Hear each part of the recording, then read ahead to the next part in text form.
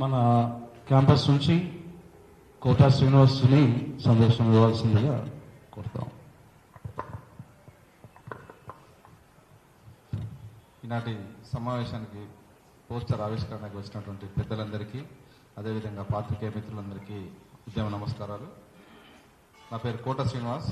నేను కాంగ్రెస్ పార్టీ నాయకుడిని, గద్దరన్న శిష్యుని. సుదీర్ఘంగా 20 ఏళ్ల పాటు గద్దరన్నతోటి జర్నీ చేసినటువంటి విద్యార్థి నాయకుడిని. మిత్రులారా, గద్దరన్న 77వ జయంతి రవీంద్ర భారతిలో ఉదయం 11 గంటలకు జనవరి 31 తేదీ నాడు మరి రాష్ట్ర ప్రభుత్వం గత సంవత్సరం ప్రకటించిన విధంగా రాష్ట్ర ప్రభుత్వం జయంతులను వర్ధంతులను ఈరోజు జరపడానికి కోసం నిర్ణయించడం జరిగింది. రాష్ట్ర ప్రభుత్వంతో పాటుగా గద్దర్ ఫౌండేషన్ కూడా కలిసి ఈరోజు 31 నాడు మరి జయంతి కార్యక్రమాన్ని నిర్వహించడం జరుగుతుంది. గద్దరన్న విద్యార్థులను అత్యధికంగా ప్రేమించేవాడు కాబట్టి విద్యార్థులతోటే నిరంతరం తను ఏ పోరాటం చేసినా, ప్రజల్లో సాంస్కృతిక ఉద్యమాన్ని తీసుకుపోయినా, కళాకారులను ముందర పెట్టుకుని నడిచిన విద్యార్థులను వెంటేసుకునే మరి నడిచేవాడు.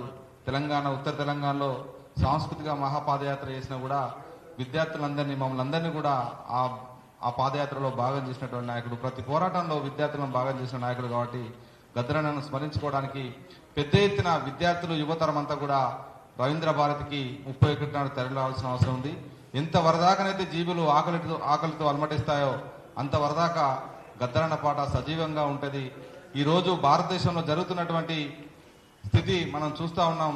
నిజంగా ఈ సమయంలో గద్దరన్న గనక మన మధ్యలో ఉన్నట్టయితే, అందుకే గద్దరన్న బతుకున్నప్పుడే భారత రాజ్యాంగం పైన భవిష్యత్తులో జరగబోయే దాడిని ముందే గ్రహించింది కాబట్టి భారత రాజ్యాంగాన్ని కాపాడుకోవాలి, రాజ్యాంగం ఇచ్చినటువంటి హక్కుల్ని కాపాడుకోవాలని తను పదే పదే చెప్పడం జరిగింది.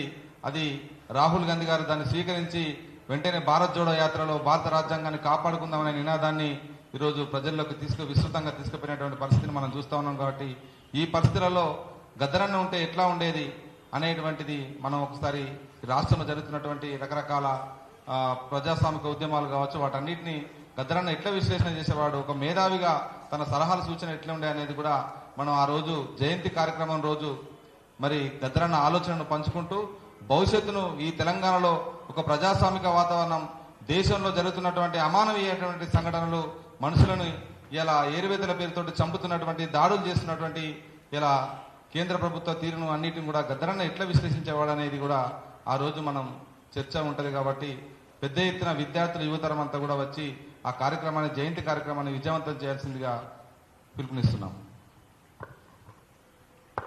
Thank you.